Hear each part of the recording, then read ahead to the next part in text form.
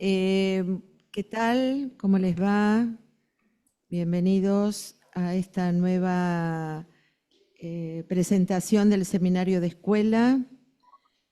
Hoy vamos a tener el gran gusto de escuchar a nuestra querida Alba Flesler, pero antes que haga la presentación formal, voy a pasarle el micrófono a Luz Aguilar, que va a anunciar la entrada de nuevos miembros. Bueno, ¿qué tal? ¿Cómo están todos los de acá y los del Zoom? Bueno, quería anunciarles con mucha alegría la entrada de, primero, el reingreso de Miriam García Merlo, el ingreso de Gastón Parodi y de Martina Muñoz. Así que, bueno, les damos la bienvenida. Aplausos, no sé si están ahí. Así que, bueno, muy contentos de que hay gente que sigue apostando por el psicoanálisis y por la escuela. Bueno, los dejo con él. Bueno, muchas gracias, Luz, y bienvenidos los nuevos miembros. Gracias al Les cártel de decía, entrada. tengo Gracias el al gran cártel gusto de de entrada. presentar a nuestra querida Alba Flesler. Para mí es un gusto volver a escucharla en este espacio, en esta oportunidad. Bueno, Alba es miembro AE y AME de la Escuela Freudiana de Buenos Aires, fue presidente en 1995 y en ella dicta su seminario actualmente. El seminario del último año se tituló Las angustias de los padres, intervenciones del analista. Quiero decir además que participa activamente en la reunión lacanoamericana de psicoanálisis y también con sus presentaciones en el movimiento de convergencia, así que agradecemos esa participación. Colaboradora también asidua de Cuadernos Sigmund Freud, es autora de los libros El niño en análisis y el lugar de los padres, El niño en análisis y las intervenciones del analista, ambos publicados también en portugués por Editorial Sagar y Editora Discurso. Niños en análisis, presentaciones clínicas, todos editados por Editorial Paidós de Argentina, y su último libro de reciente aparición en edición bilingüe, Niños y adolescentes ante lo real de nuestro tiempo, publicado por Editora Discurso. Bueno, Alba, te escuchamos.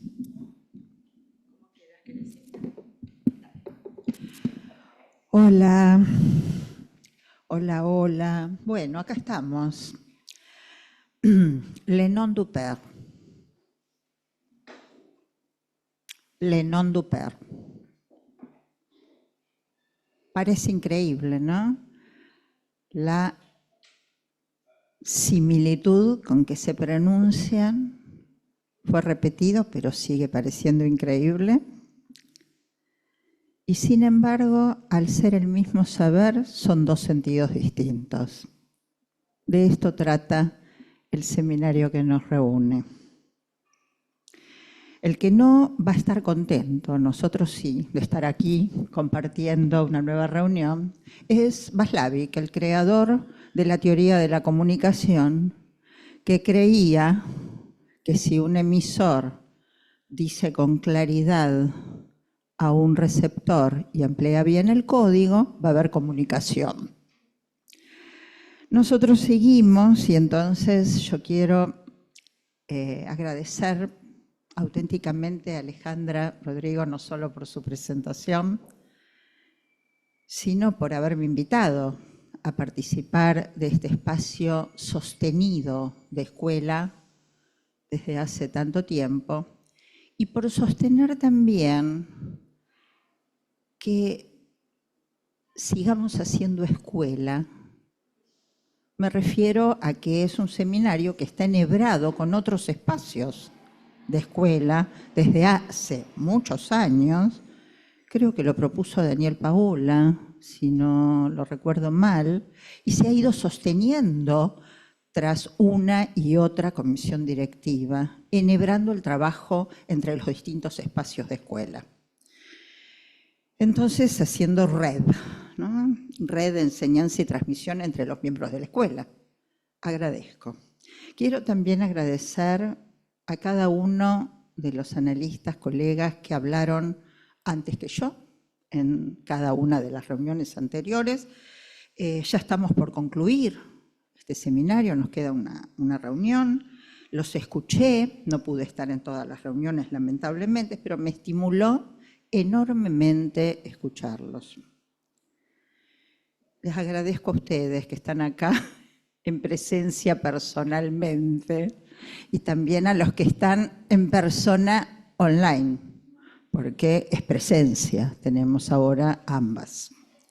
Quiero contarles que, hablando de hacer escuela, esta invitación me estimuló a volver a leer el seminario. Estaba tratando de hacer la cuenta, creo que por tercera vez, y nuevamente me encontré con la sorpresa que nos pasa cada vez que vencemos la resistencia y releemos, que es eso que no en la repetición. Entonces creo que eso también es trabajo de escuela, encontrarnos con eso que no. Y hace a este seminario la diferencia entre lenguaje y escritura. Entonces, Le Nom du Père, ¿cómo lo traducimos? Algunas cuestiones voy a retomarlas y viene bien también que subrayemos por lo que fuimos escuchando para que hagamos como un resalto, ¿no? Resaltar eso que fuimos viendo y que fuimos tomando. Entonces, los no incautos erran.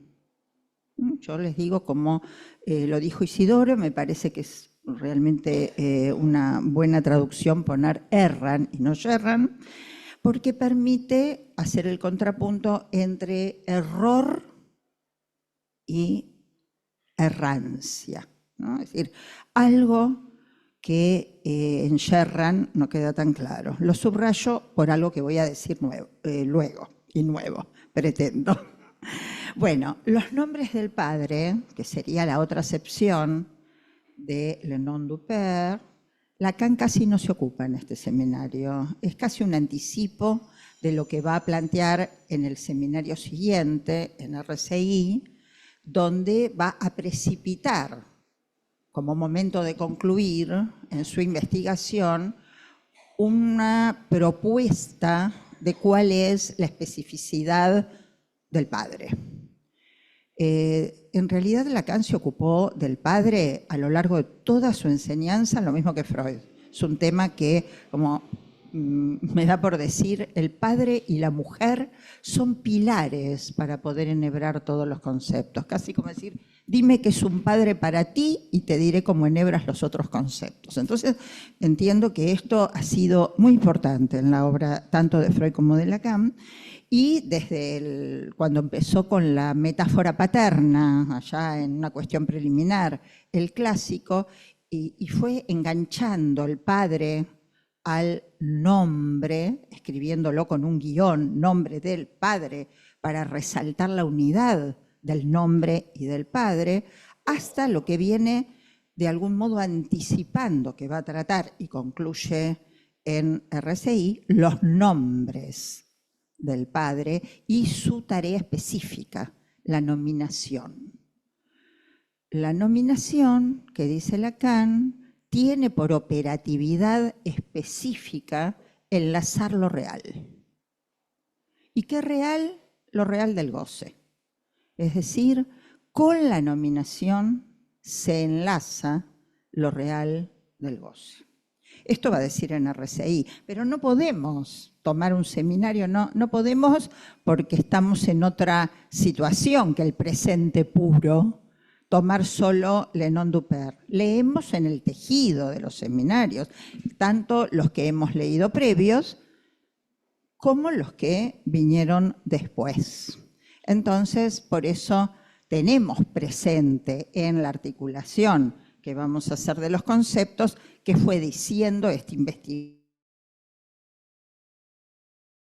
Podemos constatar en los seminarios y en la enseñanza de Lacan es que estaba en posición de un psicoanalista investigador. ¿Qué quiere decir? El psicoanalista investigador se incluye en la investigación, a diferencia de cualquier otro investigador que puede ser un observador externo. De hecho, Lacan en este seminario tiene lapsus. En este seminario se pregunta, ¿seré lo suficientemente dupe? Es decir, es alguien que se interroga, es alguien que sigue produciendo saber inconsciente. No es que hay un momento en que se alcanza el aura del no hay más inconsciente. Y Lacan surge en este acto donde trabaja en este seminario la formación del inconsciente. Bueno, entonces, una complejidad que siempre me gusta recordar cuando trabajamos un seminario, y es que los seminarios de Lacan tienen una enorme complejidad porque fueron transmitidos oralmente. Y esto recordarlo viene bien para que no digamos Lacan dice, porque es verdad, hay transcripciones, hay gente que desgrabó, hay gente que se tomó el enorme trabajo de hacer con una ética realmente a la que agradezco, como Ricardo Rodríguez Ponte en nuestra escuela, transmitirnos seminarios con versiones donde aclara cada una de las versiones y así, y de todas maneras, ¿hay algo en la relectura?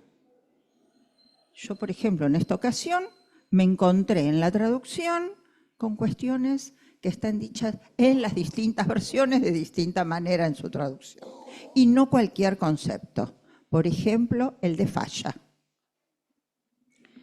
Bueno, entonces, me acordé de esto y le agradezco a Ricardo todo lo que ha trabajado, ya que estoy en la serie de los agradecimientos, y también le quiero agradecer a la escuela, porque que haya versiones del seminario podría haberse resuelto con la versión.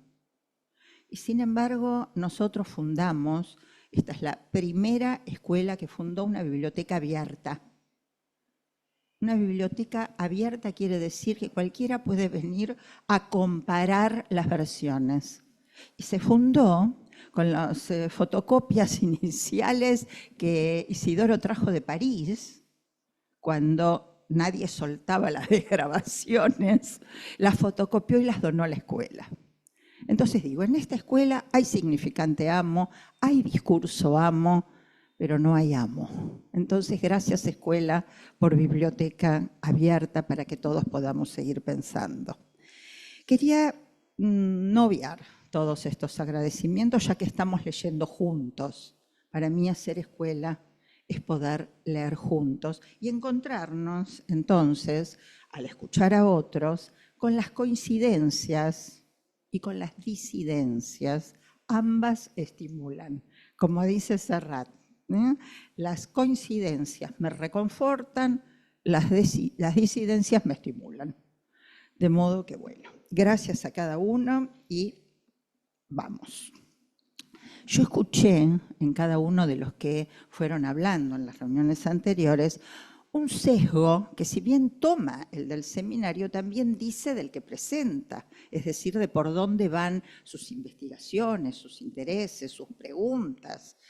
Yo, por mi parte, entonces, lo voy a trabajar desde algo que hace al carozo de mi investigación hace muchos años, que es el tema de los tiempos del sujeto, pero que implican, decir tiempos del sujeto, los tiempos de los goces, es decir, los goces que se redistribuyen en la estructuración de la estructura, los goces que producen fijaciones en la progresión de lo real, de lo simbólico y de lo imaginario. Para trabajar estos tiempos que hacen también a algo que interesó a todos los que hablaron antes que yo, que es el tema del fin, hubo preocupación, interés por pensar los fines de análisis, qué pasa después, es decir, interrogar no solo la cuestión de los análisis de los analizantes, sino los análisis de los analistas.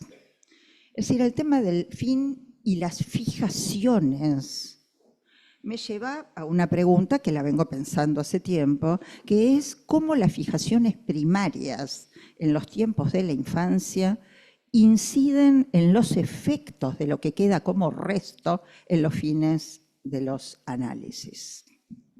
Bien, en el recorrido que fui haciendo de los tiempos, un poco les quiero presentar cómo fui dando los pasos, me detuve en los tiempos de producción del inconsciente. No es algo que podamos obviar, pero también en los tiempos de la repetición. Tomo los 4 conceptos, solo inconsciente, repetición, pulsión, transferencia. La repetición de lo real y la repetición de lo simbólico. Lacan trabaja mucho la insistencia significante en este seminario, pero tenemos la repetición de lo que vuelve al mismo lugar, la repetición de lo mismo.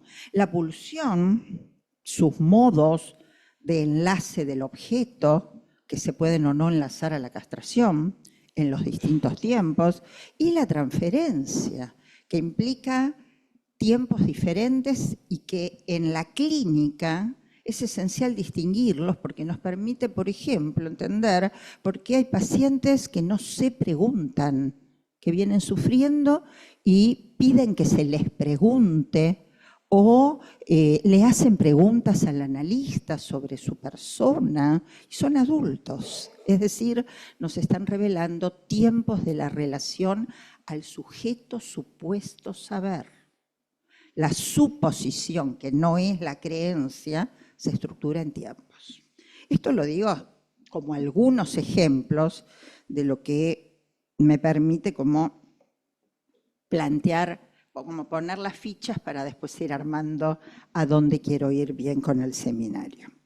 Entonces, en este seminario, Lacan va a retomar el inconsciente estructurado como un lenguaje, pero que en medio de su decir produce su propio escrito. Es un paso más.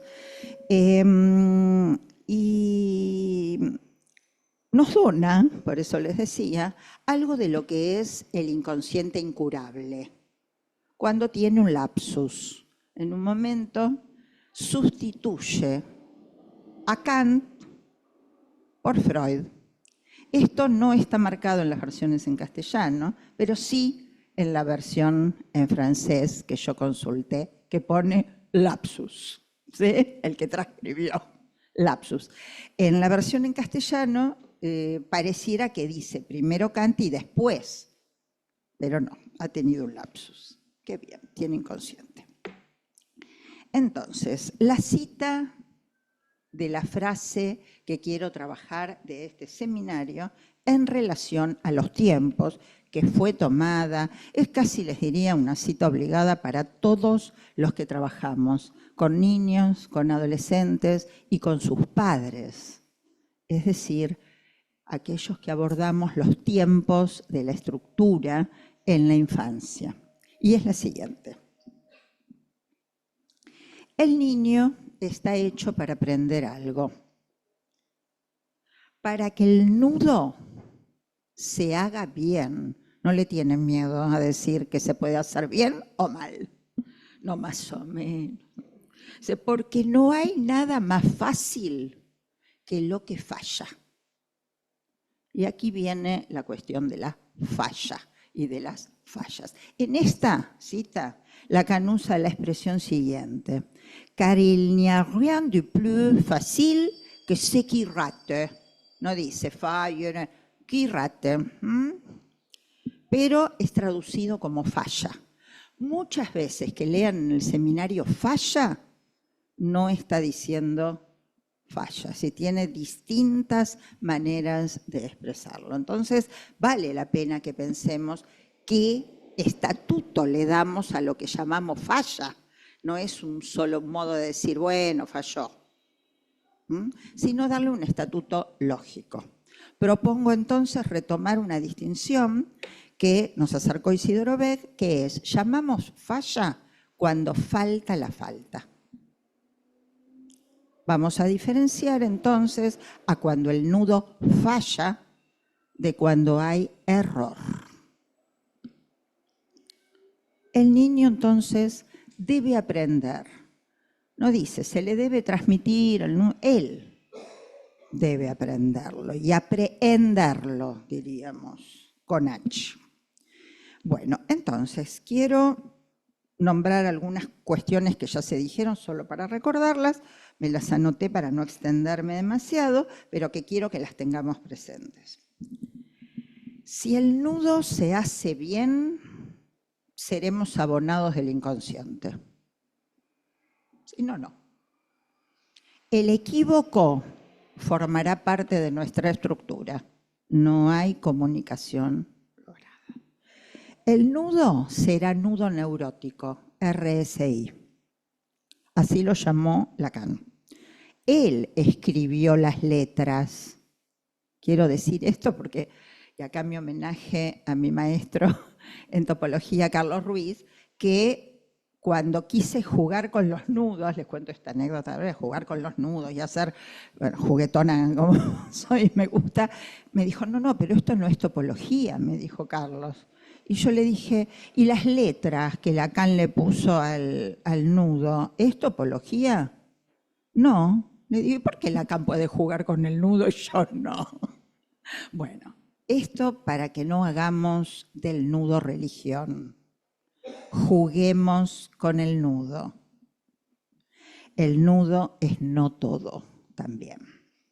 Entonces, Lacan lo llamó RSI, le puso las letras, escribiendo o tomando en el nudo Borromeo los 3 anillos anudados. Anudados de tal modo que hacen de 3 1. Es decir, si se corta uno, se desarma el nudo. Esto es básico. Recordémoslo. El nudo es real, no es un dibujo. Y según sus propiedades se va a desanudar si se corta una de las cuerdas. Y guarda, esto es muy importante para lo que quiero decir, en el entrecruzamiento el preciado objeto A. Es decir, lo escribe en el entrecruzamiento de los 3. Y quiero acá decir, el objeto A, lo recuerdo, seguro que ustedes lo tienen presente, pero yo lo quiero recordar para lo que viene luego. El objeto A es real, pero no es una letra. Es una letra que indica un goce. Que ese goce, cuando está hecho falta, es causa de deseo. Pero cuando amasa un plus de gozar, puede seguir 2 vías. Una vía es hacer lazos con la castración y así condescender al deseo, como dice Lacan. Pero también puede desvincularse de la castración y hacerse en clave de una fijación a un goce que aparta al sujeto de su deseo.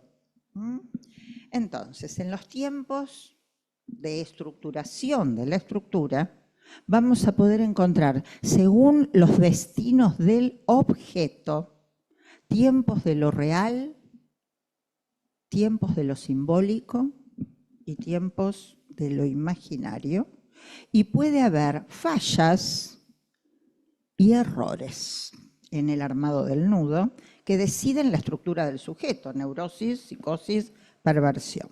¿De qué depende uno u otro? Me gusta decir que depende de la escrituración de la falta. Es decir, la falta inicial debe recrearse para que el sujeto la pueda escriturar. Como se escritura una propiedad, es decir, tomar propiedad de esa falta. Entonces, ¿por qué digo que depende del objeto? del factor, diré, temporal del objeto, porque el objeto se engendra en tiempos. Que el objeto que originalmente encontramos en el nudo, quietito y descansando, es preciso pensarlo en movimiento pendular, movimientos de alternancia entre la presencia y la ausencia, donando un intervalo en cada uno de los tres, en lo real, en lo simbólico, en lo imaginario. Estos movimientos de presencia y ausencia del objeto van a permitir que haya progresión de los tiempos, que van a quedar indicados en qué, en que va a haber un pasaje de ser el objeto que cubre o intenta colmar la falta del otro, a poder relacionarse con la falta que encauce el deseo del sujeto. Es un pasaje que falla. Este pasaje implica progresiones de los goces. También no quiero tenerle miedo a la palabra porque, claro, como los analistas que trabajamos con niños, siempre nos dicen, pero no es psicogénesis, ya lo aclaramos, que no es evolutivo, que no son etapas de la libido, que nos diferenciamos, que se trata de que se recree la falta. Solo si se pierde un goce, se puede alcanzar otro. Esto es Freud, no lo dijo Lacan, y nos encontramos una y otra vez con los modos de gozar del objeto que no hacen progresión. Si hay progresión, si llega a producirse la progresión porque se recrea la falta, entonces el objeto, en sus tiempos de engendramiento, va a estar extractado del cuerpo del otro, va a ser relocalizado en el cuerpo propio y solo luego en el cuerpo del partener. Hay adultos que nunca disfrutaron del autoerotismo. Es decir, tenemos que los tiempos de engendramiento del objeto implican recolocación en los cuerpos. Y también en cada uno de los registros. Por ejemplo, en lo simbólico, que haya esta movilidad del objeto hace que el sujeto que hablaba con los hilos de la langue irá haciéndose sujeto de la palabra.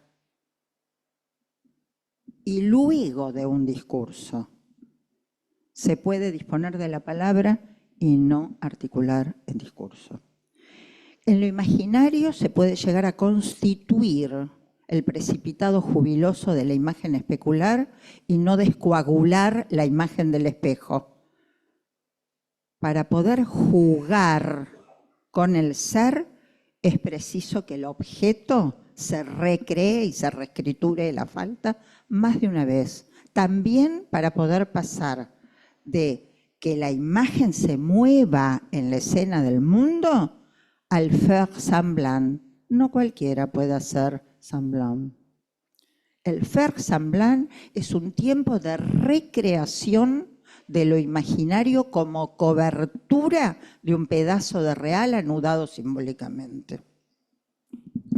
Bien, si entonces los tiempos se recrean, va a haber orientación, contrapunto con errancia. Orientación que podemos llamar vocacional, sexual, laboral, orientación del deseo. La orientación no va de suyo, no nacemos orientados. Pero, uno diría, porque es una ilusión que se crea cuando los analistas siempre me vuelven a preguntar, pero si eso pasa, ¿va a andar todo bien? No. Siempre habrá resto. ¿Pero por qué? Ahora lo vamos a decir. Siempre habrá resto. Y Lacan en este seminario, cuando dice que se intenta, dice el lenguaje intenta, una más y una más y una más, hasta que se encuentra con ¿qué? Con el sentido sexual. del goce. Entonces dice, eso falla. Pero esta vez no es el eso falla del nudo que falla. Esta vez es savoir toujours. Es una expresión coloquial en francés que quiere decir algo así informalmente como eso no va a andar. Eso no va a andar. ¿No? Es decir, siempre sale mal. Ni lo intentes. Mejor que seas incauto. Entonces, habrá falla, pero entonces quiero ir a lo siguiente. Hay fallas y fallas. Es como cuando decimos no hay relación sexual, pero hay relaciones y relaciones. Hay fallas y fallas. Entonces digo, hay fallas accidentales que son también circunstanciales.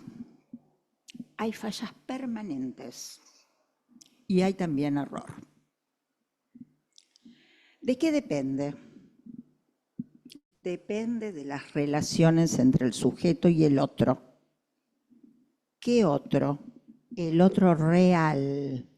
No la mamá, el papá, no hagamos el mito. El otro real, el que está constituido por real, simbólico, imaginario, por el nudo de los padres.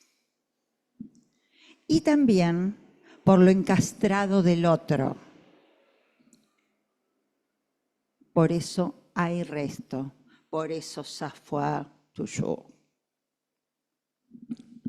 Va a depender entonces del otro y de la respuesta del sujeto.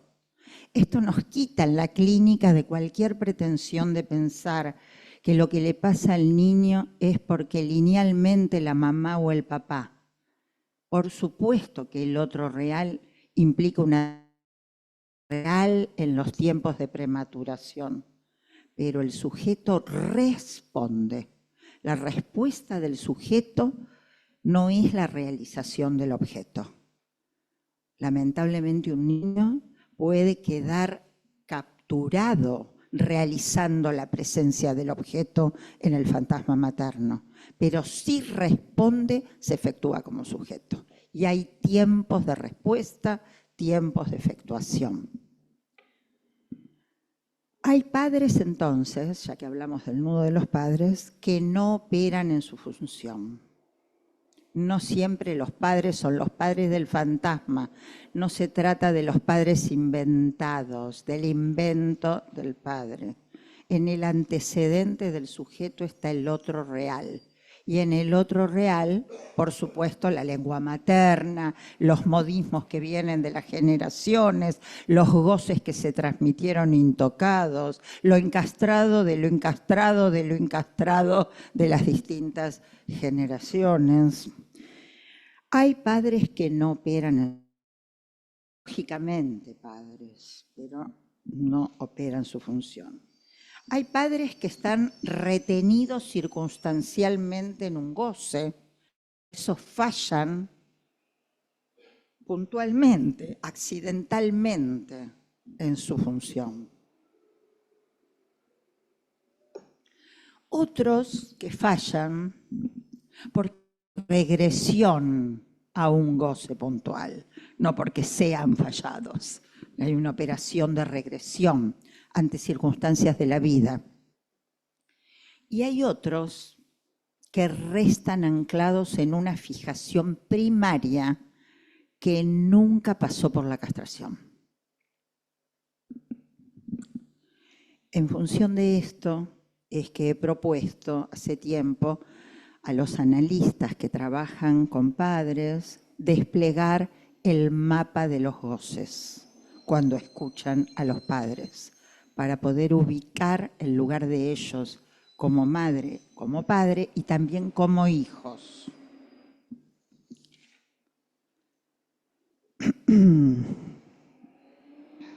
Entonces, en el seminario 21 yo aprendí que los nombres del padre son necesarios en la constitución del sujeto, porque ellos son los que hacen del agujero falta. No todo agujero se hace falta. Entonces, aprendí, como les dije, que en el nudo puede haber fallas, porque falta la falta, y que no solo da inhibición, síntoma y angustia, como escribe Lacan tomando los tres freudianos, también tenemos muchos acting outs, pasajes al acto, fallas que hacen tropiezos en el armado del fantasma, y error, que el nudo se hace mal.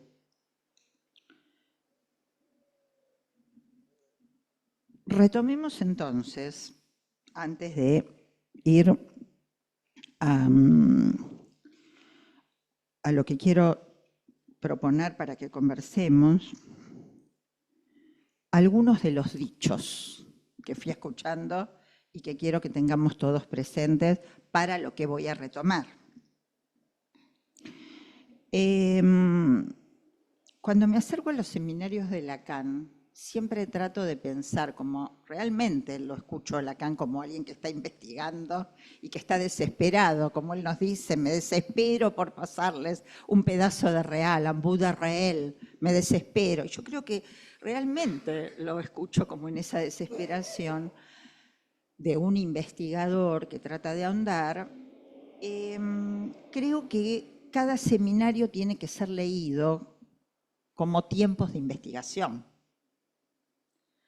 Vuelvo a decir, no sacralizando, esto es Lacan, dice Lacan, ¿no? Y este es un seminario que está en tiempo de comprender. Es decir, hay seminarios que son del instante de la mirada. Uno se da cuenta que Lacan encontró una joyita y dijo, acá hay algo. Cuando los seminarios son en tiempo de comprender, no concluye. Y nos gusta más, en general, cuando nos acercamos a los seminarios, los que más nos gustan son los del momento de concluir, porque son más limpios, más despejados. Pero realmente a veces no dice Lacan, pero dice Lacan, pero dice Lacan. Bueno, también está bueno que lo citemos, pero teniendo en cuenta que estamos como en un tránsito de Lacan, ¿sí? Entonces, este es un seminario de tiempo de comprender. Gracias, Ale. También creo que es un seminario que nos enseña la importancia de ser incauto del inconsciente. Esto lo han subrayado cada uno de los que hablaron. Incauto de la estructura. Somos viajeros, nos recordaba Benjamín, ¿no? Es decir, estamos en un viaje, pero hay muchas maneras de viajar la vida. Entonces, la propuesta de que seamos incautos de la estructura cambia el viaje, nada más ni nada menos. En este seminario, como había dicho anteriormente, acentúa la relación entre el lenguaje y la escritura, y desde el título mismo nos pone frente a que hay un mismo saber, pero el sentido es distinto.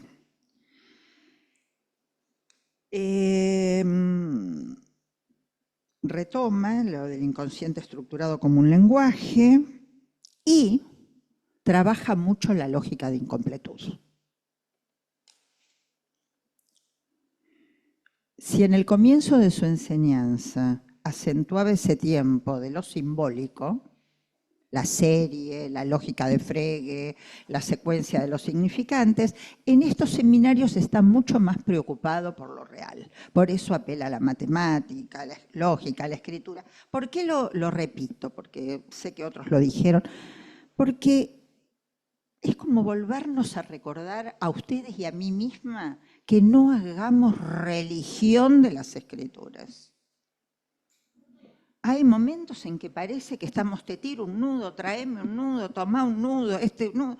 Es decir, no nos olvidemos que son apoyos para el pensamiento y que la transmisión no se hace solo con los nudos, sino también con la retórica, con la poética, con las palabras. Bueno, en fin, quiero ir a la estrella del seminario. Y acá, para no extenderme, porque solo recordatorios de lo que otros ya dijeron, se me ocurrió traer escrituras. Entonces le pido Emiliano me dijo, todo esto vas a pasar, sí, tuc, tuc, tuc, tuc, las voy a ir pasando y los nombro simplemente. Entonces, la estrella del seminario es Mr. Nudo, ¿no? Vamos a llamarlo así. Aquí está. Traje este porque quiero recordar que el agujero principal es el de lo simbólico y es el que impregna los otros agujeros. Me parece muy importante tenerlo presente. El interés del nudo, dice Lacan, es clínico. Voy a tirar así alguna. Si se corta uno, se desarma la estructura. Practiquen el nudo, dijo Benjamín, me gustó. Practiquen, agárrenlo, el nudo, ¿no? Las cuerdas, y se van a dar cuenta que la resistencia del armado subsiste, es permanente. Hoy armo el nudo que lo ha armado y dijo, no, es por acá. Bien, tiene propiedades el nudo, por eso Lacan lo toma. Que no se interpenetran, fundamental, porque cuando se interpenetran, como el olímpico, error. ¿Sí? ¿Qué gana? Gana delimitación. Cada uno vale por no ser los otros dos. Luego, tienen simultaneidad, son equivalentes, pero no son homogéneos. Lacan le pone las letras, como recordé, y vuelvo a decir, juguemos con el nudo. Y el objeto A, quiero insistir con esto, sus dos funciones. Por favor, Emiliano, el 2 y el 3. Traje estos, que son de la tercera, porque la tercera está muy pegada a este seminario y uno de los virajes importantes de este tiempo es que el cuerpo pasa de la bidimensionalidad al 3, es decir, pasa a ser un cuerpo gozante, ¿no? Es decir, los goces del cuerpo. El cuerpo no es imaginario, el cuerpo es real, simbólico, imaginario. Está hecho de 3.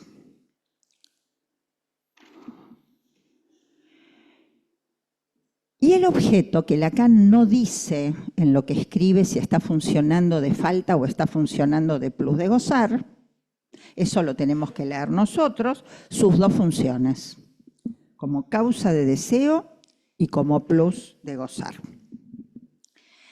En las clases anteriores también se situó que Lacan venía de desplegar en Ancor, venía de desplegar las fórmulas de la sexuación. Acá las retoma, trabaja esto, y entonces, bueno, él se apoya y modifica los cuantificadores de Aristóteles, pero lo que coloca, que es muy importante para lo que quiero retomar luego, es los que se dicen hombre y los que se dicen mujer. En la número 4, ¿ya está puesta? Aquí.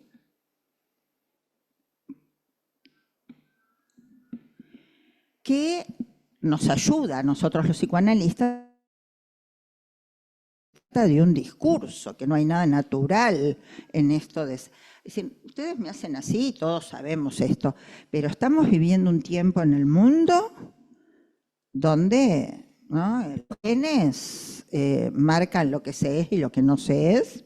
Entonces, básicamente vale la pena recordar que es de la naturaleza de un decir y de un dicho, de las fórmulas de la sexuación. Y que básicamente, y esto es lo que quiero que tengamos presente para lo que voy a tomar luego, que revelan un modo de gozar. Es decir, lo que escriben las fórmulas es los modos de gozar. Y según cómo se van a ordenar los goces, por un indicador que aparece relacionado con todos los goces. ¿Cómo se ordenan los goces según la función fálica? La función fálica, ¿me pones el número 5? No es el goce fálico. La función fálica que Lacan escribe con la letra griega mayúscula phi quiere decir castración. Es decir, cómo se ordenan los goces según la castración. Cuando veamos esta escritura, la vamos a leer significante de la falta en el otro. Y no tenemos que confundirla con el significante del gran otro barrado, que es el agujero. Este es el significante de la falta en el otro. El de la significación del falo, el que instaura la lógica de incompletud, función fálica. Y que es esencial para ver si los goces van a ser progresión o van a quedar en fijación. Casi como que es la pregunta del millón. ¿Funciona o no funciona la función fálica? El significante de la falta en el otro. Bien. Entonces tenemos goces que se enlazan a la castración y otros que no se enlazan. Algunos sí a la función fálica y otros no. Podrá haber variables, variaciones, muchísimos goces según el de cada cual, pero esto no es singular. ¿Se enlazan o no se enlazan a la función fálica? Goces que se distribuyen según la función fálica y otros por fuera de la función fálica. Otros, esto es lo que nos están indicando en la fórmula, otros se enlazan con ella y van más allá, pero no sin ella, como decía Silvia Weinstein en su seminario. El goce suplementario es, como alguna vez lo ejemplificó Isidoro, es como el suplemento del diario, no es sin el diario. Dime si has pasado por la función fálica, entonces te diré del goce suplementario más allá del falo. Es como el más allá del padre, pero no sin él. Más allá del falo. Ahora bien, todo esto no ocurre de modo natural, tiene que ver con que el nudo se haga bien. Porque hacer el pasaje que extracta el objeto del cuerpo del otro a la búsqueda o colocación del objeto de goce en el cuerpo del partener reclama operaciones que pueden no realizarse. El nudo no es genético. Depende de operaciones y de la dialéctica entre el sujeto y el otro real.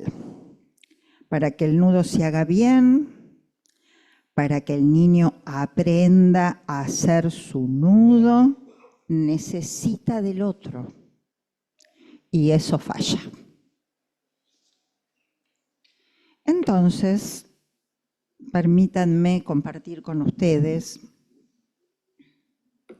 bien,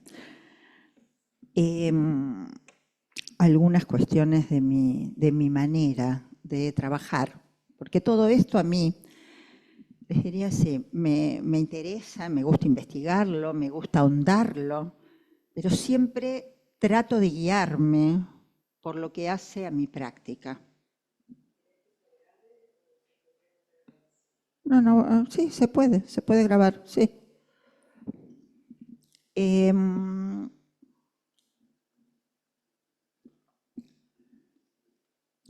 Tienen que ver, entonces, con el modo en que trato de hacer transmisión de mi experiencia.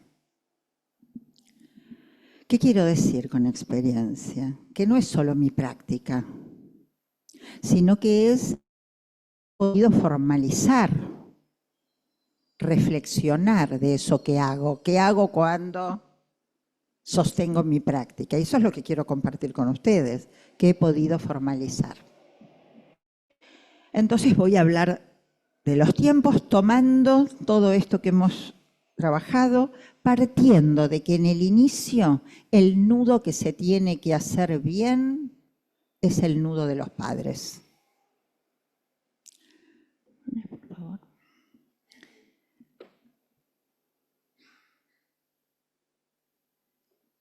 Ahí está. El nudo de los padres. Esto que les voy a decir implica que los padres, ellos, sean incautos de la estructura. Es necesario que los padres sean incautos de la estructura. Entonces, ese objeto petit a, que está en el entrecruzamiento del amor, del deseo y del goce de los padres, quiere decir que es importante que el niño sea tomado como objeto de amor, como objeto de goce y como objeto de deseo. Freud clásico. Ya puede fallar tempranamente.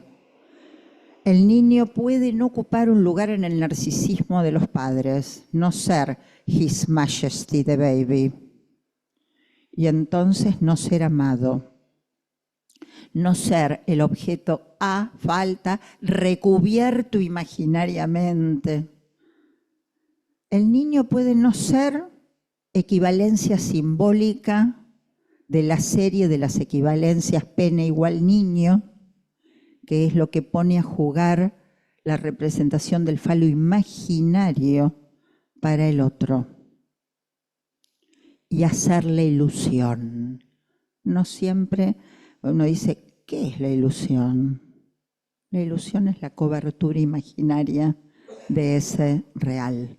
Sin cobertura imaginaria, el niño no va a ser tomado como objeto de amor o como equivalencia del falo imaginario.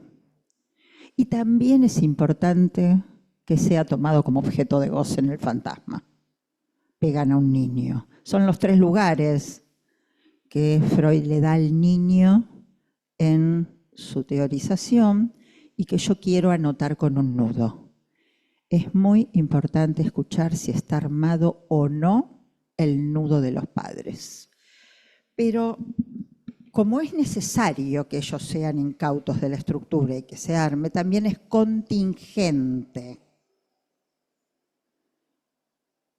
Y como es contingente, también deja un resto imposible. Y no es solo porque no se inscribe, sino por lo encastrado del otro. Entonces, si el niño va al lugar de objeto en el nudo de los padres, él podrá responder a la demanda del otro. Sin demanda del otro no hay constitución del sujeto. Muchas de las fallas primarias en la relación con un recién nacido, con un viviente, es que no entran en el circuito de la demanda del otro. Entonces, para que el otro pueda ser incauto de la estructura y anidar al niño, tienen que darse operaciones en el otro. Por ejemplo, uno dice la madre y el padre. Saquémoslo, les decía, del mito y anotemos qué implica madre. ¿Me pones? Bueno, acá está el niño de Freud como objeto. Madre. Esperen porque no puedo girar tanto el cuello, lo tengo acá también. Quiero decir que tomé ahí.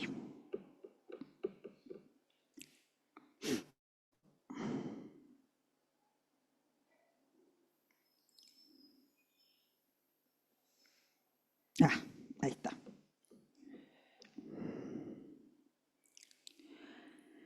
La madre. Y acá tenemos un tema fundamental para el debate de nuestro tiempo. La madre no es la que expresa voluntad procreacional, como dice nuestra ley.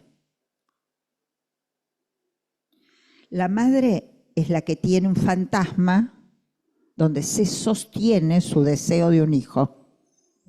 Por eso anoté que el deseo de la madre implica que haya un fantasma que sostenga el deseo. Ningún deseo se sostiene sin fantasma. Por eso, en el fin del análisis, no deja de haber fantasma. Ese deseo de la madre, que se sostiene del fantasma materno, requiere del articulador falo, donde va a ubicar al niño, siendo, y le va a demandar que lo sea. Son todos tiempos necesarios. Lo incluye en la demanda, demandándole que sea el falo. Y es importante que él diga sí.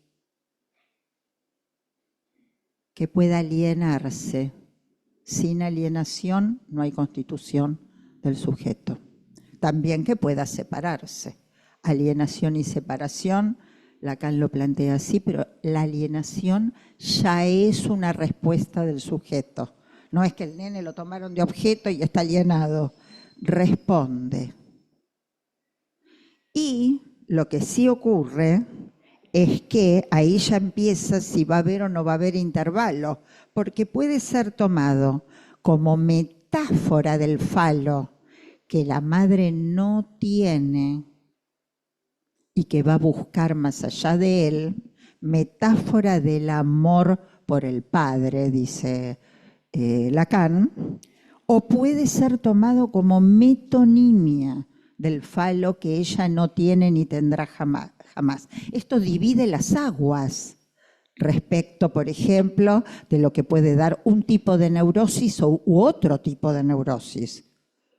Lacan plantea, por ejemplo, del pequeño Hans, que quedó allí tomado como metonimia del cuerpo de la madre como falo. Es diferente que busque o no entonces el falo más allá del cuerpo del niño. Y esto otra vez no es voluntario. Depende de cómo esté el mapa de los goces. En el inicio entonces lo escribimos. El otro que no está barrado porque tiene a la como aquello que la completa. Y la metáfora paterna escrita con la función fálica, donde el otro sin barrar, de la izquierda, de este lado, ahí, pasa debajo de la barra. Tengan en cuenta que el otro no está tachado, por favor. El otro no es tachado, el otro es barrado, porque barrado quiere decir que la barra recae sobre el matema de la A mayúscula y que implica pérdida de goce.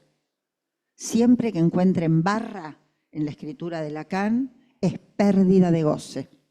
Por eso no es tachado, es una mala traducción. En la metáfora paterna, entonces, al pasar bajo la barra, el otro queda barrado por la aparición de la significación fálica y da oportunidad a que surja una variable independiente, la X, para el sujeto. Ya no va a ser la significación coagulada que el otro le demandó ser, sino que va a poder efectuarse, existir en el campo del otro, fuera del campo del otro. Pero, cuestión importante a tener en cuenta, para que la madre pueda introducir la metáfora, y acá vienen las fórmulas de la sexuación. Tiene que haber un goce más allá del falo. Por eso, en el mapa de los goces, se trata de escuchar cómo se relaciona la madre no solo con su lugar de hija, sino también con su lugar de mujer, el goce femenino. Esto es muy importante, tomarlo desde las fórmulas de la sexuación, porque muestra bien cómo la barrada, la mujer barrada, se dirige a buscar el falo y el goce, y acá viene el significante del granotro barrado, el agujero, la que vale para permitirle el goce suplementario, tiene relación con que pueda ofrecer el nudo al niño y que en los hechos y en la vida cotidiana es que no prefiera irse a dormir con el nene, que le guste irse a dormir con su partener, así. No es voluntario, por eso no se le puede decir, señora, no duerma con el nene. No es la intervención. Es pensar en las intervenciones, cómo se interviene para redistribuir el goce. Ahora veamos padre.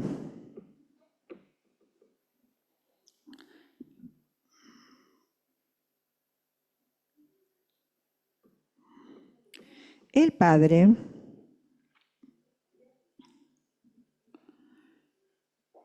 tiene como tarea la nominación, dice Lacan, que ya lo mencionamos. Y es lo que va entonces nominar, enlazar el goce para que el niño sea el falo, también para que deje de serlo y pueda pasar del ser al tener. Ser y tener no es en relación al pene. Esto es en la vida de cualquier adulto, que cada vez que se propone ser, deja de tener un goce. Es decir, el pasaje del ser al tener va mucho más allá de la infancia. Corresponde a cómo se redistribuyen los goces a lo largo del viaje, como decía Benjamín. Uy, qué incómodo este sistema de mi profesor de tecnología. A ver, un minutito, vuelvo ahí.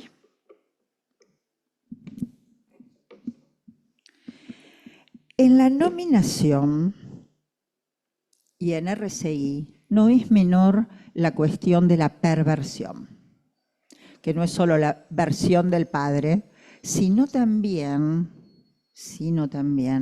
que hay algo en el padre que es un resto. No todo se inscribe, no todo es nominación. Hay un goce que queda en el padre, que no es solo el padre que va a transmitir la ley, y que es importante cuando se van a producir los tiempos de incorporación de lo real del otro real, que truene, como Zeus. Así lo dice Lacan y yo estoy de acuerdo. No es lo mismo que el goce del padre esté ahí, ¿no? Cuando dicen, pero ¿cómo? El padre, la madre, el padre simbólico, el padre... No, que el padre esté ahí y que esté el padre del goce, no solo el padre de la ley. Pero, y acá viene esto, de las fórmulas de la sexuación. Lo que Lacan dice, y me parece una cita maravillosa, que un padre merece respeto y amor. Es decir, la traducción del castellano, como es el expletivo, se presenta como una confusión, ¿no? Es decir, esto de que el padre no merece respeto, sino amor. Es decir, el padre merece respeto y amor, quiere decir, si él está perversement orienté, fíjense otra vez, no es errante, está orientado. ¿Dónde busca el goce? ¿En el cuerpo del hijo, como el padre de Schreber? No, dice Lacan. Él orienta el goce, la búsqueda del objeto A, al cuerpo de una mujer. Y creo que es importante tener en claro que no se trata del sexo biológico, como en algún momento se preguntó, como decir, ay, pero ¿cómo? Lacan era machista, que tiene que ir a buscar el goce en el cuerpo de una mujer de sexo. No, está diciendo en el lugar de la falta. Son las fórmulas de la sexuación. Él venía de trabajar el goce femenino y el goce masculino. Entonces esta frase merece amor y respeto si él hace de una mujer objeto a causa de su deseo. Es como decir que en la enunciación del padre se juega la verdad del padre. Esto es como palabras y actos, el performativo. Cuando el padre dice esto no se hace, depende de lo que haga, es decir, a dónde canaliza su goce. No donde dice que hay que canalizar el goce, sino donde lo canaliza. ahí va a merecer respeto. O dicho en términos más de nuestros días, va a merecer tener autoridad. El otro tiene autoridad y está autorizado si entre lo que dice y lo que hace hay un enlace. Si no, bueno, la castración, podemos... El padre Juanito era un teórico de primera, pero después lo agarraba y le decía, bueno, vamos a tu camita. Bien, entonces, las fórmulas de la sexuación están en el mapa de los goces. Y cuando escucho a los padres, lo despliego. No hago una anamnesis. No digo, a ver, ¿ustedes cuántas veces por semana disfrutan? No.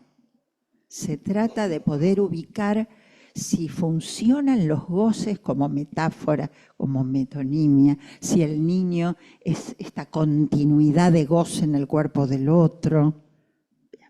Muy importante para las intervenciones del analista, que nada que ver con decirle no hagan esto o hagan lo otro, sino en ver cómo se canalizan los goces por nuevos canales.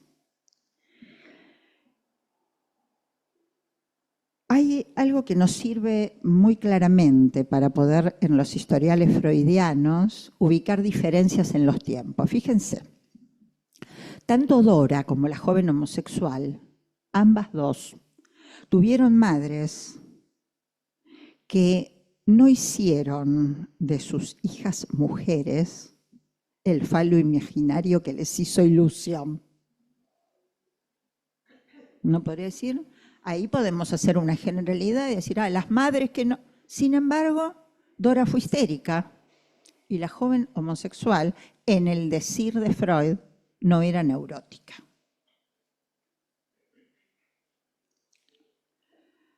Acuerdo.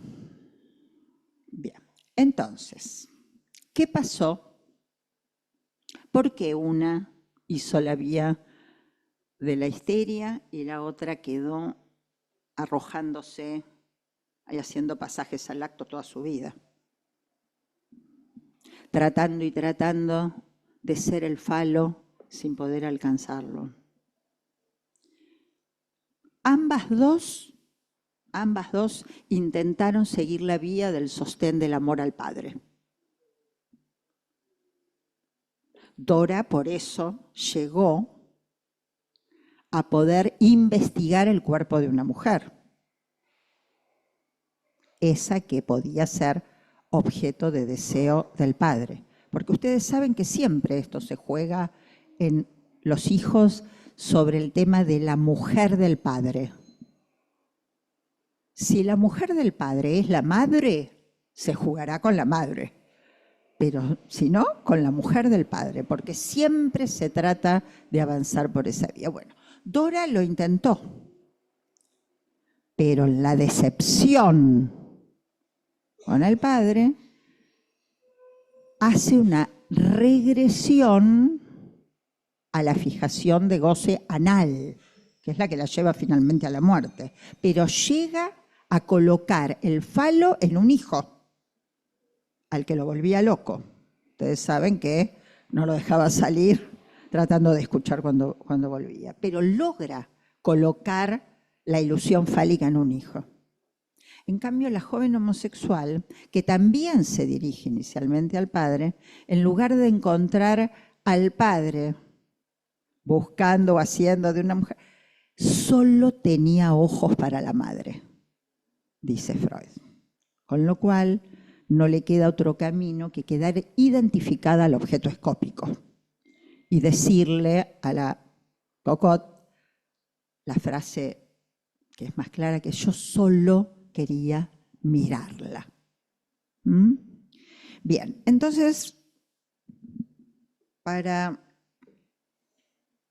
terminar y charlar, ¿no? Terminar lo que quería decirles, les quiero presentar el mapa.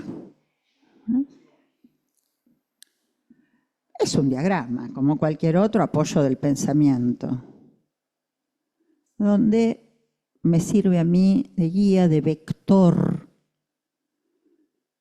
para pensar cómo se despliegan los goces.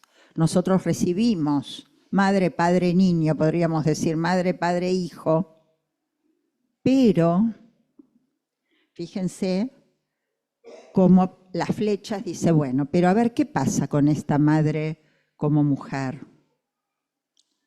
¿Qué lugar tiene el padre como hombre para ella?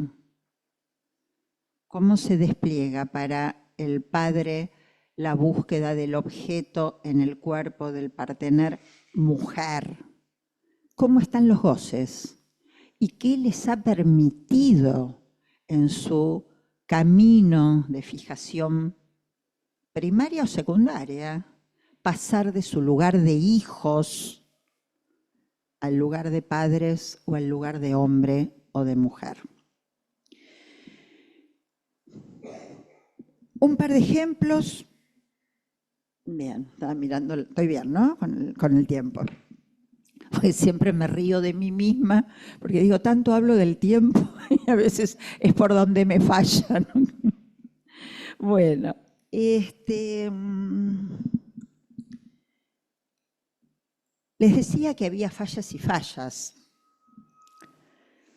que algunas son circunstanciales, algunas por regresión y otras por fijación primaria, que va en continuidad, pasando de generación en generación.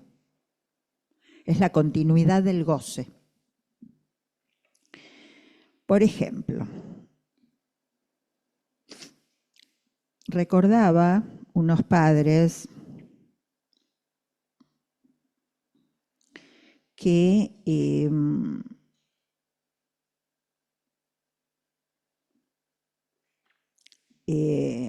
cuando vienen a verme, tenían el inconveniente que su chiquita, ¿no? Lloraba, tenía pesadillas, no podía dormir. Y bueno, en la descripción de acontecimientos ligados al nacimiento de la nena, me cuentan que habían tenido la trágica situación de que la mamá de la nena pierde a su mamá cuando es madre. Entonces la bebé había sido un consuelo, ellos lo llamaban así, un consuelo para la mamá, que realmente la tuvo muy pegada a su propio cuerpo y no la podía soltar, la complacía y la colmaba absolutamente. Y la nena, además de tener esos sueños espantosos, después vimos que eran sueños, no podía jugar, tenía una insatisfacción y maltrato con todas sus compañeritas. Y cuando llega al consultorio, efectivamente agarra los juguetes, los tira, no juega, tira todo y me dice, dame más, ¿no? Es decir, efectivamente la madre estaba en el circuito del darle más y del darle más. Furiosa, se subió, me acuerdo, al escritorio en el consultorio, me puso así la mano en la cabeza, ¿no? Se me subió la cabeza, así, ¡brum! Me dijo, dame más, tengo, le decía yo, furiosa, no vengo más. Bueno. Cuando vino esto entre paréntesis, no anecdótico, vino a la sesión siguiente, el consultorio no había ningún juguete. ¿Se imaginan que menos linda? Me dijo de todo y me gritaba, dámelos, dámelos. ¿No? Digo, ¿cuál querés? Le decía yo. Todos, me decía. Yo le decía, ese no tengo, ¿cuál querés? Bueno, fue difícil porque efectivamente vino para ser el consuelo de la madre. Pero se destrabó porque fue un tiempo de regresión propio de una circunstancia en la vida de esta mamá. Muy distinto a otra mamá que había recibido el mandato de su propia madre de no decir nada de lo que quería porque el padre se ponía nervioso. No digas nada que se pone nervioso. Y entonces transmitió esto a su hija, que era mi paciente, una adulta, donde no podía decir nada porque el padre se ponía nervioso. Y vimos que la madre de la madre le había dicho también a la madre, es decir, que se iba transmitiendo como un mandato superyoico cruel el no decir, y era una fijación. En esos casos, digo distintos casos, pongo en práctica algo que nos aconseja Freud y sobre lo que traté de pensar una lógica. Freud lo plantea al pasar, no lo despliega, pero dice que cuando los padres se erigen en portadores de la resistencia, hay que aunar al análisis del niño una influencia analítica sobre los progenitores. Digo yo, no es analizarlos, tampoco apresurarse a derivarlos. No llegan, no van. Se trata de aunar, que lo propongo como un concepto dentro de los que venimos trabajando, que sería, partiendo de mi esternudo, intervenir para ver qué canalizaciones de goce permiten que se redistribuyan los goces en la pareja familiar, como lo llama Lacan. Lacan no habla de madre y padre, dice el síntoma del niño está en el lugar de responder a lo que hay de verdad en la pareja familiar. Entonces se puede intervenir en lo simbólico, en lo real y en lo imaginario, como bien lo desplegó Isidoro Beck en relación a los 3 registros, para aunar. ¿En qué momento aunamos la influencia analítica? Como dice Freud, cuando ellos se erigen en portadores de la resistencia. ¿Y qué quiere decir portadores de la resistencia? ¿Que son malos? No, que hay un tope de goce, como dice Lacan en Le Nom du Père, que no va a entrar en la serie.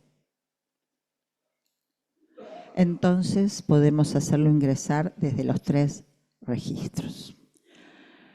Bueno, me enseñó mucho el seminario, vuelvo a agradecer el haberlo releído y les vuelvo a agradecer que me hayan acompañado y me hayan tenido paciencia en todo este despliegue.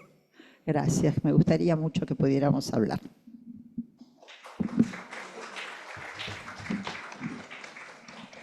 Gracias, Alba.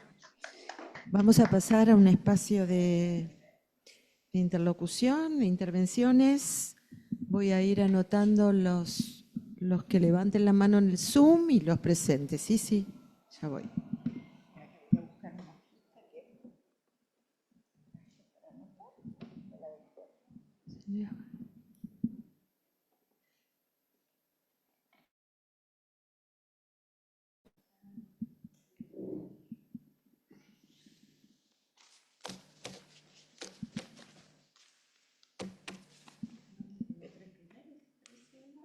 Bueno, las 3 primeras intervenciones. En primer lugar, Eva Lerner, luego Silvia Weinstein y luego Adriana Bawab. Eva.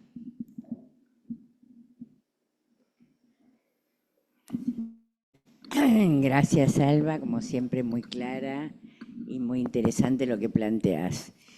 Yo sé que lo haces por nuestro intercambio de conversaciones de teoría y clínica, pero también lo mostraste hoy en tu lectura de Dora y la joven homosexual, que esto no solo lo planteas para los niños. Lo que pasa que muchas veces en tus charlas queda enmarcado con el ejemplo de los niños y hoy quedó bien claro, por lo menos por eso te quería preguntar para hacer de esto también una conversación de escuela, que en el discurso de un análisis se leen precisamente con el apoyo del nudo las fallas que denuncian dónde falta la falta, pero no se puede soslayar la construcción de esos goces que habitan al niño que fue el adulto que estamos analizando.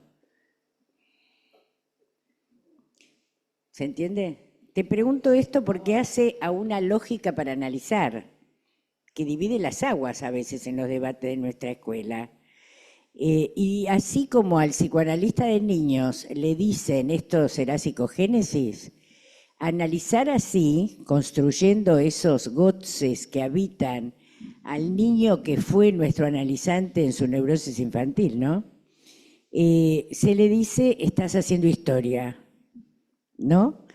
Entonces, yo quería hacer esta diferencia, pero también preguntártela a vos, que con los niños hay una oportunidad de rectificar in situ, por eso Ricardo Rodríguez Ponte decía, no es análisis, hacen función paterna los analistas de niños, pero hagan lo que hagan, hay una posibilidad actual de rectificación y un destino diferente para ese niño si concurrió al análisis, que un adulto que ya viene con esas cartas echadas y que lo va a escriturar en la experiencia de la transferencia, pero sin evitar para el analista la construcción y la ligadura de esos goces que si no, no se van a anudar para que de la falla se escriba la falta. Así que quería preguntarte si podés hacer extensivo esto al análisis de los adultos o pensás que es hacer historia. Bueno, Silvia Weinstein, ¿o querés responder uno por uno? Sí, Bueno, Silvia Weinstein. sí, acá estoy. Bueno, Alba, muchísimas gracias por lo que nos has donado hoy con tu ponencia. ¿Por qué lo digo? Porque es un seminario muy complejo, el 21, no es el único complejo, pero vos lo transmitiste de un modo tal que muchas cuestiones quedaron, por lo menos para mí, muy claras. Te quería preguntar algo que vos decís. Tengo muchas preguntas, pero voy a hacer para que puedan participar otros, ¿no? En relación a la diferencia que vos marcás que Lacan hace en este seminario entre lectura y escritura, ya lo planteó en el seminario 20, respondiéndole a Descartes. No quiero explayarme sobre esto, pero hace una diferencia y entre la lectura y la escritura, y dice que A minúscula, es una letra, como sacándola del sentido de que sea un objeto. Lo llama objeto A, pero es una letra. Ahora, acá vos lo articulás con el nudo y decís algo más. No es solo una letra, es una letra de goce, que tiene que ver con lo real del goce, perdón, lo real del goce. Ahora, en el nudo que presentaste, no sé si el segundo o el tercero, donde Lacan ubica goce del otro, goce fálico, yo siempre me pregunté, justamente porque trabajé toda la cuestión de la femineidad, ¿dónde se puede escribir en el nudo el goce suplementario?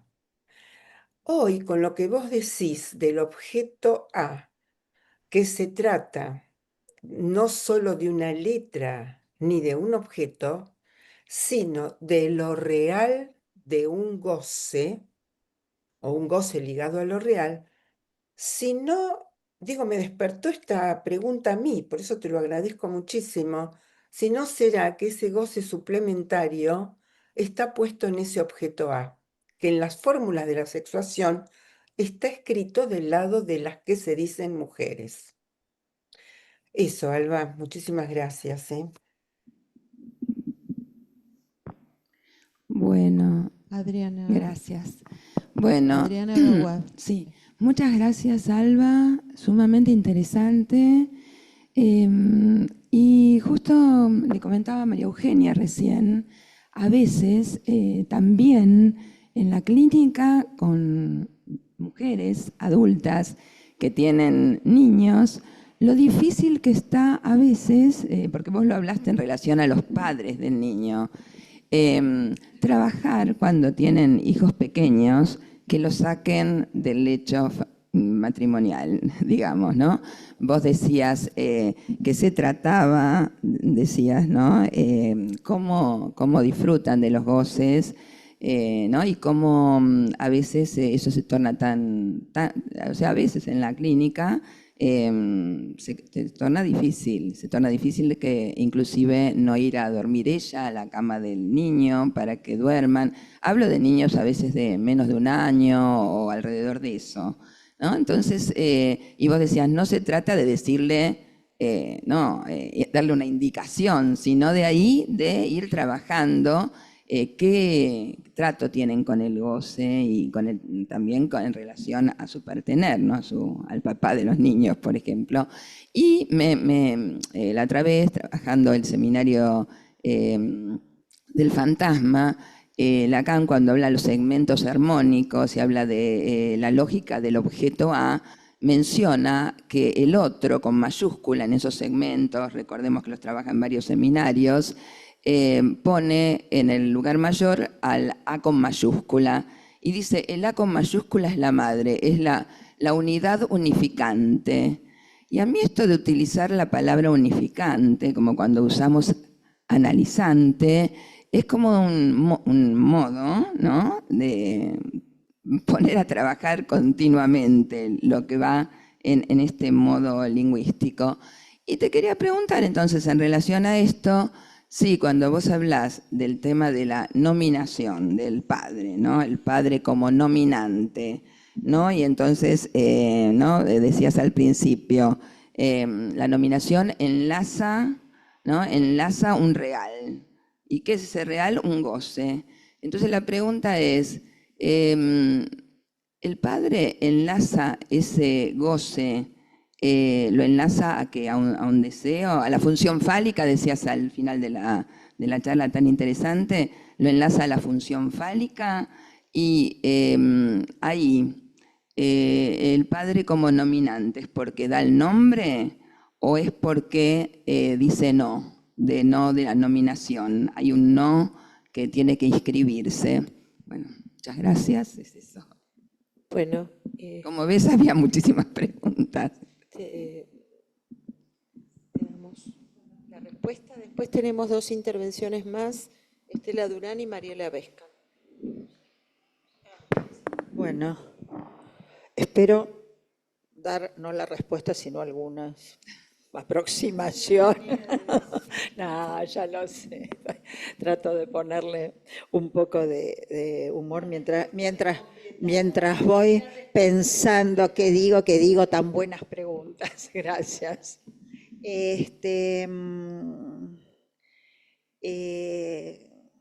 Bueno, gracias, Eva, por recordar que los analistas que trabajamos con niños no somos especialistas. Es decir, que, bueno, la idea de pensar especificidades del acto analítico es para romper justamente con las especialidades. Y pensar tiempos del sujeto es para romper con las edades, ¿no? Es decir, entonces, bueno, en el trabajo con los goces, ya que si de algo somos especialistas, es especialistas en goces, ¿no?, podríamos decir, poder pensar tiempos de lo actual, de lo actualizado, lo que se actualiza y lo que permanece actual, aunque pasen los años, ¿no? Uno podría decir, ¿cuánto tiempo aguanta alguien sin reventar con el mismo goce? ¿No? Porque el nudo será irreventable, pero abrirle la boca no se rían tanto. Imagínense a alguien, yo les digo, porque atendí chicos, que le ponen una radio prendida todo el tiempo en la oreja. ¿Cuánto tiempo aguanta con la radio prendida al lado de la oreja, sin intervalos, sin alternancia de la voz? poquito, tiene alucinaciones.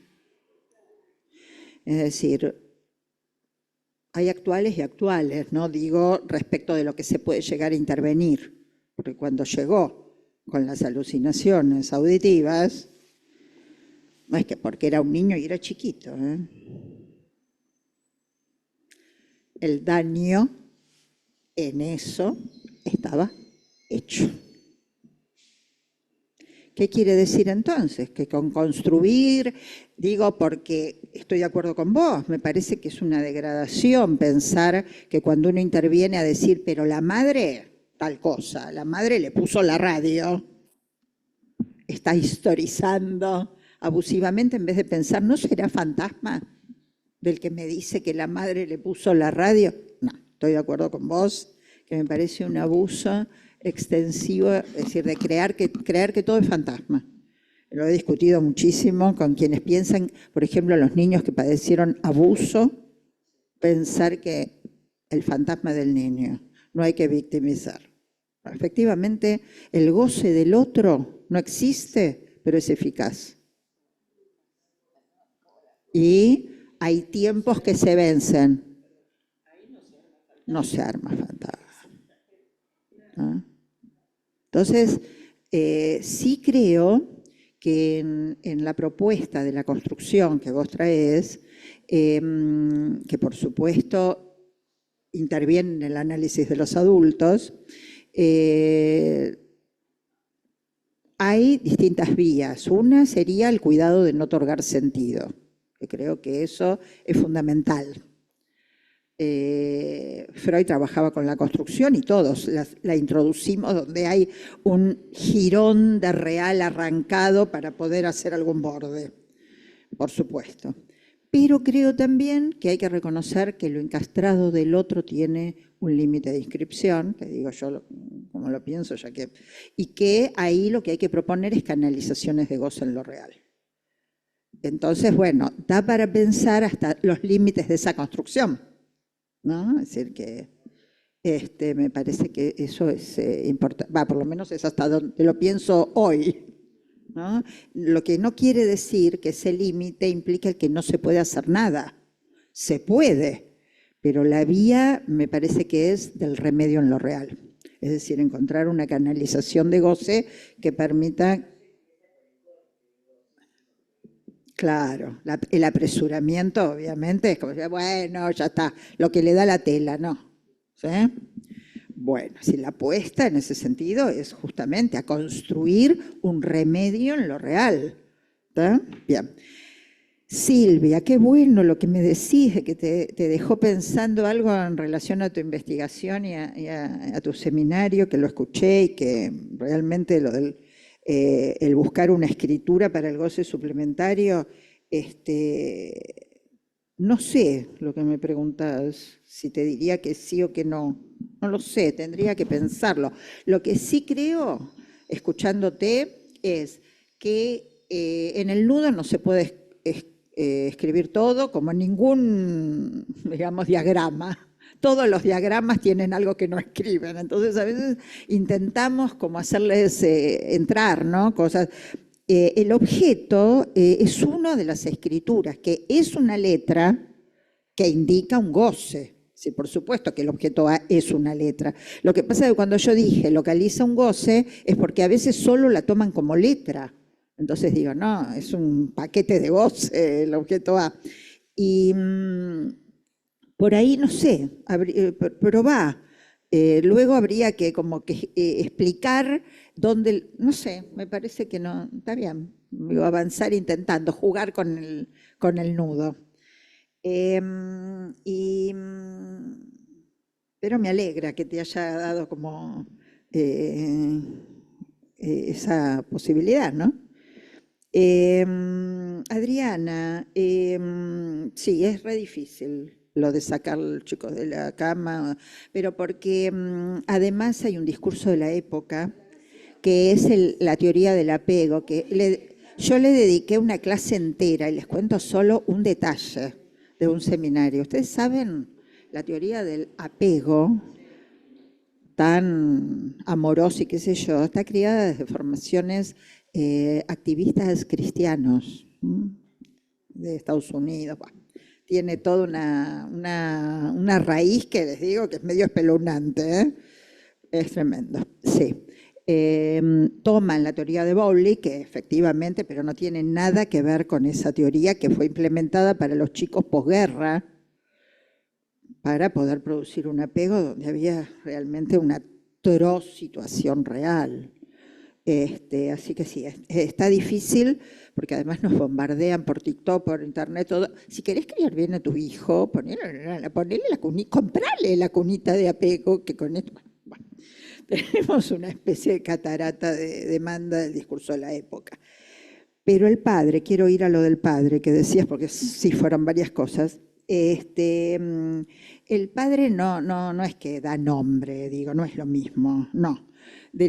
Por eso lo enlacé perfectamente al tema de la perversión, es decir, que el enlace de goce, que implica la nominación, lo incluye. El padre nomina en 3 vectores.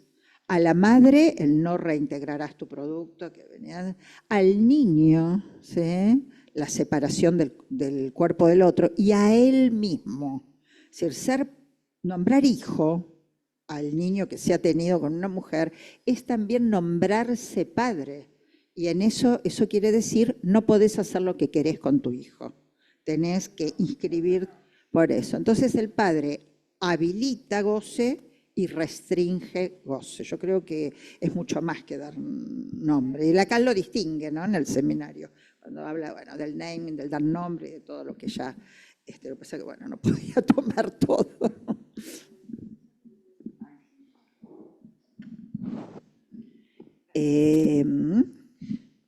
Bueno, Estela y ¿quién más? Estela Mariela. Durán y Mariela Vesca. Bueno, muchísimas gracias. Una transmisión impecable de todo lo que yo te vengo escuchando y además aprendiendo con vos y poniendo en práctica esto también.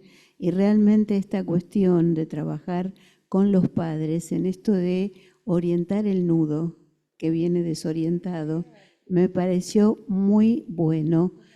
Sí, ¿viste? Bueno, por eso te lo agradezco, porque realmente, bueno, me hizo pensar en algo que vos dijiste, el apego, pero a mí me preocupa incluso en pacientes que están en análisis con esta cuestión del colecho y esos padres, digamos, que son la pareja, que no intervienen, porque está tan de moda esta cuestión de dormir con la nena o con el bebé, no solo meterlo en la cama, sino además es bastante, incluso te digo, para mí siniestro, porque es como un canal habilitado directamente a la cunita, donde, viste, hasta la palabra, porque dicen colecho, y yo decía, bueno, ¿cuáles son las consecuencias? Algunas ya me han llegado, obviamente, situaciones de enuresis o de otro tipo de digamos, de síntomas que aparecen y que obviamente yo digo, claro, trabajando con los padres, incluso te digo, pudiendo ordenar esos goces, se ha terminado el análisis con determinados niños que, por lo menos esa es mi experiencia, y yo te preguntaba a vos, ¿qué opinás de esto? ¿Cómo a veces se puede intervenir en esto tan de moda sin, digamos, bueno, sin decir no ponga la cunita colecho? Bueno, Mariela. Hola. Bueno, en principio, gracias, Alba, por tu rigurosidad. Me quedaba pensando en esto que decía Estela, porque también pensaba que frente a esto que se habla tanto de la orientación a padres, me parece interesante esto de orientar el nudo, ¿no?, en el trabajo con los padres y acuerdo en esto de intentar otra canalización de goce en lo real, ¿no? Y me enganché con esta misma cuestión que hablaban recién respecto a esta cuestión de época, ¿no? Porque vos decías, bueno, que claramente sin demanda del otro no hay constitución del sujeto. Y en este tiempo, vos hablabas de la teoría del apego, el tiempo de la crianza respetuosa, ¿no? Este discurso tan pregnante de la crianza respetuosa, en donde se supone que un niño puede elegir cuándo destetarse, cuándo controlar esfínteres, lo cual trae muchas situaciones de encopresis. Puede elegir su nombre y su género, ¿no? En la primera infancia, y muchas veces, bueno, los efectos de esto es que quedan sometidos a una tiranía de la elección y lejos de orientar, quedan en la errancia, ¿no? Es algo que me parece que recibimos después en la clínica. Y después me quedé pensando cuando, esta es otra cuestión, cuando hablabas de las fórmulas de la sexuación, ¿no? De la ubicación de los que se dicen hombre, mujer, entiendo, y ahí te preguntaba si lo pensabas así, que cuando hablamos de los que se dicen hombre y mujer, se trata de lo que se escucha en la enunciación, no en el enunciado explícito, ¿no? De soy hombre o soy mujer, sino que se trata de posiciones que, como no dependen ni del sexo biológico ni del género, son posiciones que se van escuchando, posiciones inconscientes, ¿no? Que se van escuchando en la enunciación. Esa sería una pregunta. Bueno, muchas gracias.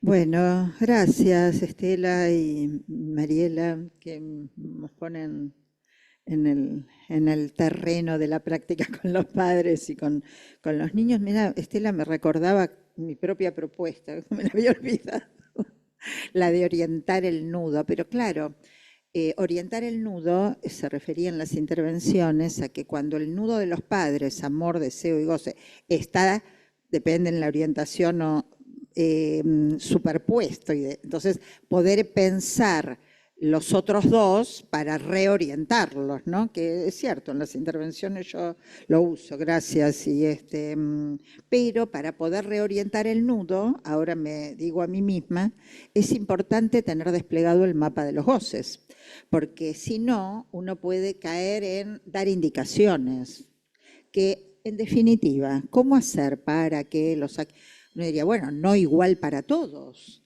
Es decir, en algunos casos uno puede escuchar la lucecita de las ganas de disfrutar de la malla en el verano y entonces se sabía de buscar un goce, más allá de darle la teta a los 3 años y a demandas, ¿no? Como se dice, respetuoso, como decía Mariela, uno puede reorientar el nudo diciéndole, bueno, ¿y qué malla te vas a comprar? ¿No? Como que haya otro goce por el cual puede renunciar a ese, ¿no?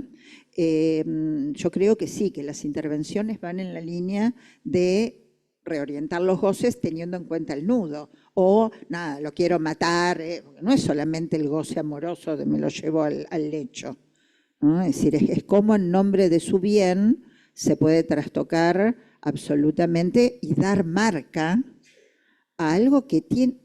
acá hay un terreno, lo que dice Mariela es como un terreno difícil por lo siguiente.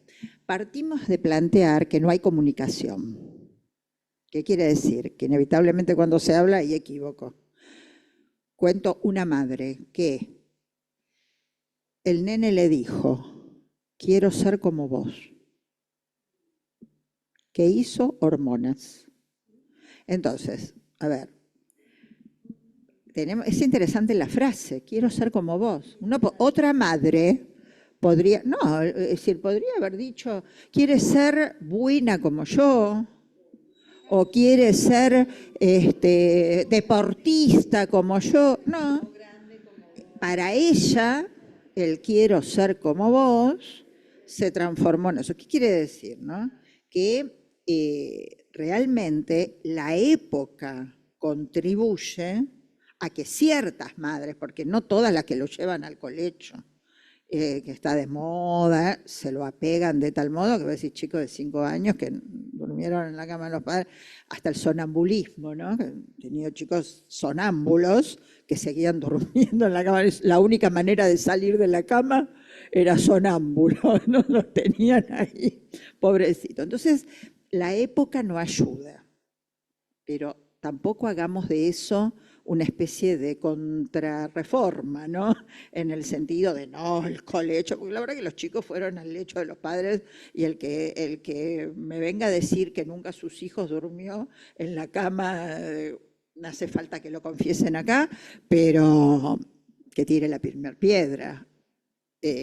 La perdurabilidad y continuidad de un goce que encuentra un terreno firme, más un discurso de época que hace del quiero ser como vos, en lugar de otra época, querés ser doctora, porque tu abuela doctora, tu padre doctora, querés ser mujer. Y respecto de lo que decía Mariela, creo que es muy importante realmente ubicar cómo cada época supone a un niño. Y el modo en que se lo supone, se lo trata. Entonces, en nuestra época, el niño supuesto es el niño que nace sabiendo. El niño sabe. El saber está en el niño y hay que respetarlo, hay que acompañarlo. Entonces, se queda absolutamente forcluida la operación de inclusión de la demanda en el sentido de que no, es la mamá la que le está poniendo ese significado. Es el nene que sabe. Entonces, además de que los estudios de marketing han aprovechado enormemente esto, es decir, me acuerdo una propaganda de Arroz Gallo, donde los padres van al supermercado, lo había pasado en un seminario, los padres van al supermercado con el nene durmiendo. Así. Los supermercados aprendieron con el marketing a bajar la altura de los estantes al alcance de la mano de los niños, porque lo que el niño elige, ¿cómo se le va a decir que no? Si el niño sabe lo que quiere y además puedo dejar de comer, pero a mis hijos les voy a dar absoluto. Entonces, va en el carrito, el nene duerme, ellos con el carrito, y el nene pasa, agarra el Arroz Gallo, lo tira en el carrito y llegan a la caja. Cuando llegan a la caja, los dos se miran como diciendo, ¿y este Arroz Gallo? Y lo miran y se ríen y lo llevan el Arroz Gallo. Es decir, es una época que favorece. El otro día leí una noticia de lo que está pasando en Silicon Valley, no sé si lo leyeron. Están ya avanzando, pero notablemente con la elección de los genes para los futuros niños. Entonces, ¿cuál es la frase predilecta? Fíjense, el sexo es placer. Hacer niños es cuestión de laboratorio. Lo hacen por el bien, para que no tengan Alzheimer, para que no tengan problemas. Es decir, están eligiendo los genes. Entonces, digo, tenemos mucho para conversar de temas de época, ¿no? Como decía Mariela, porque los niños no están libres, saben y son libres. Están librados al discurso del marketing, de los, si quieren lo digo en lacaniano, de los S1 multiplicados que proponen en esta época de descreencia del padre. El padre devaluado, los S1 plurales. Entonces están aptos para ser captados por los líderes de los distintos, porque el saber está en los niños y en Alexa. ¿Les cuento un chiste y terminamos? ¿Tenemos más preguntas? Bueno, Aurora, después me la mandás la pregunta. No, el chiste, los cuento.